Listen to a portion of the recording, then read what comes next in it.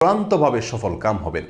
আল্লাহ সুবহানাহু ওয়া তাআলা কোরআনে কারীমে বলেছেন, ফাইজা আযামতা ফাতাওয়াক্কাল আলাল্লাহ, যদি কোনো কাজ করার ব্যাপারে তুমি ভেবে চিন্তে সিদ্ধান্ত গ্রহণ করে থাকো, তাহলে আল্লাহ সুবহানাহু ওয়া তাআলার প্রতি ভরসা করো, আস্থা রাখো, তার প্রতি ন্যস্ত করো তোমার সংশ্লিষ্ট কাজের সফলতাকে।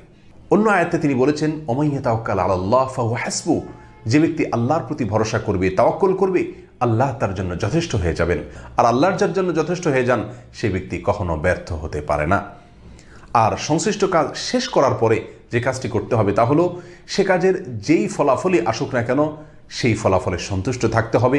আল্লাহর ফয়সালায়, আল্লাহর সিদ্ধান্তে, আল্লাহর কাজার উপরে সম্পূর্ণরূপে যখন বান্দা রাজি থাকবে, সন্তুষ্ট থাকবে, আল্লাহ সুবহানাহু ওয়া তাআলা তাকে ওই কাজের উত্তম থেকে উত্তম পরিণাম দেখাবেন এবং সে দেখতে পাবে কিভাবে সে সৌভাগ্য অর্জন করছে। সুতরাং যে কোনো কাজ করার আগে এবং ভেবে চিন্তে পরামর্শ করে ইস্তেখারা